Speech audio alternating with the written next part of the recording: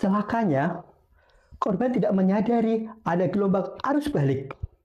Korban yang berada jauh dari bibir pantai dengan mudah diterjang gelombang arus balik ini. Terseret karena kaki tidak memijak pantai dengan kuat.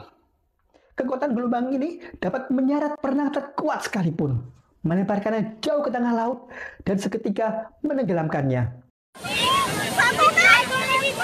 Ada dua, Mas! Ada dua!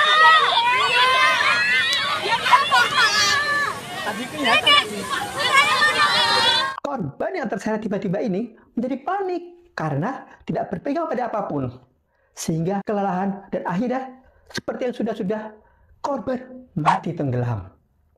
Ya, itu adalah situasi nyata yang terjadi dan dialami wisatawan ketika coba-coba untuk berenang di pantai Parangtritis. Di pantai ini mengintip pembunuh senyap yang sangat berbahaya bagi mereka yang nekat mencoba berenang, maka cukup sekali gulung nyawa akan hilang. Potensi kematian akibat terseret gelombang di pantai ini sangat tinggi dan masuk kategori sangat berbahaya. Namun demikian, sebenarnya jika korban tetap tenang saat tenggelam dan saat terseret arus ke dasar laut, mungkin masih punya harapan untuk kembali ke permukaan. Dikarenakan ada arus berputar di dasar laut sehingga materi endapan dari bawah laut bisa naik ke permukaan. Jika bisa mengapung, korban masih bisa sampai ke pantai dengan membiarkan dirinya dihempaskan oleh gelombang datang. Atau setidak-tidaknya kalau masih ada sisa-sisa tenaga, korban bisa melambaikan tangan berteriak minta tolong. Mudah-mudahan di sekitarnya ada regu penyelamat pantai yang melihat korban di tengah gelombang air laut yang berwarna hijau. Itulah alasannya mengapa sebaiknya menghindari berpakaian warna hijau di pantai Parangtritis. Karena warna hijau menyerupai warna air laut dan endapan dasar laut yang naik ke permukaan. Pakaian warna hijau membuat regu penyelamat pantai susah mengidentifikasi korban yang mungkin masih bisa diselamatkan. Korban yang tidak menggunakan pakaian warna hijau ada kesempatan bisa terlihat di tengah deru-derah Rio Gelora desiran gelombang laut selatan yang terkenal besar itu. Sehingga korban yang sempat tenggelam terseret ke dasar laut bisa ditemukan dan diselamatkan hidupnya. Ketemu lagi dengan saya, Harmus Tani, di acara Ada Rame-Rame, Mari Obrolin. Cuma di kanal YouTube 2043 di Jogja. Mau Indonesia jadi negara maju? Pastikan Ganjar Pranowo RI 1.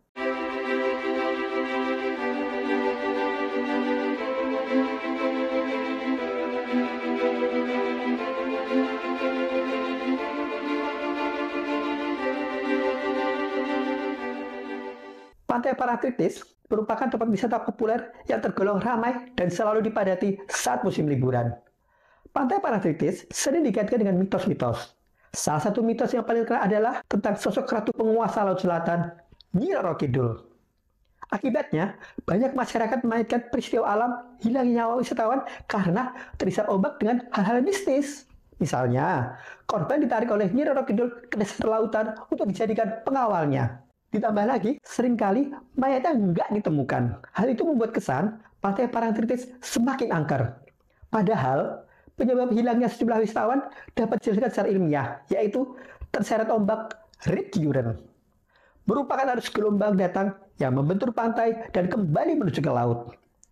Arus gelombang ini sangat kuat karena akumulasi pertemuan dua atau lebih arus gelombang yang terkonsentrasi pada jalur sempit karena ada palung di bawahnya.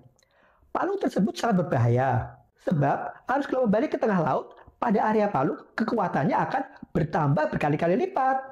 Ombak ini terlihat sangat tenang, namun sesungguhnya memiliki daya dorong masif yang kencang, yang terjadi sangat cepat dalam hitungan detik. Memiliki kecepatan mencapai 80 km per jam. Itu nggak cuma kuat, tapi ganas dan sangat mematikan. Di sepanjang pantai Parangtritis ditemukan setidaknya 15 titik palung laut. Palung laut tersebut keberadaan tak begitu kelihatan karena hampir sama dengan kondisi pantai pada umumnya. Luar biasanya, wisatawan akan cenderung memilih area ini karena mengira gelombangnya lebih kecil dan tenang. Padahal justru di sana ada rip current yang tidak terlihat secara kasat mata. Sehingga jika kebetulan ada yang tergoda untuk berenang di atasnya, cukup sekali hempas, maka akan langsung terseret arus, hilang dan tenggelam. Adanya obat pemangsa ini kurang dipahami wisatawan karena informasi mengenai rip current masih minim. Berikut ini upaya-upaya yang bisa dilakukan agar bisa selamat jika tak sengaja terseret arus rip current. Paling utama ketika terseret ombak atau tenggelam adalah harus tetap tenang. Kepanikan membuat tenaga hilang, banyak energi yang tersedot, justru akan menyulitkan upaya penyelamatan yang dilakukan diri sendiri ataupun regu penyelamat. Selanjutnya, upayakan berenang melalui sisi kiri atau kanan jauhi area tersebut. Setelah berhasil berpindah, barulah upayakan untuk berenang ke tepian sambil mengangkat atau melambaikan tangan ke atas dan berteriak minta tolong untuk menarik perhatian penjaga pantai. Mencoba untuk langsung menerjang arus tanpa berpindah sisi justru sangat sulit karena arus rip current terlalu kencang dan kuat. Secara umum, jika Anda bermain di pantai, perlu menggunakan pakaian sesuai, sehingga jika terjadi sesuatu tidak akan menyulitkan diri sendiri ataupun menyulitkan regu penyelam pantai. Berkunjung ke pantai memang menyenangkan, tapi wisatawan perlu mematuhi peraturan yang telah terpampang di sepanjang pantai, supaya nyawa tidak melayang sia-sia. Selain berenang, masih banyak kok aktivitas menyenangkan lain yang bisa dilakukan, seperti bersuah foto, menikmati senja, menunggangi jumlah wahana yang tersedia di pinggiran. Demikian ulasan saya mengenai paratritis. Terima kasih sudah menonton sampai akhir. Kasih komentar di bawah ya. Jangan lupa like-nya juga. Saya Harmon Stani. Salam 45.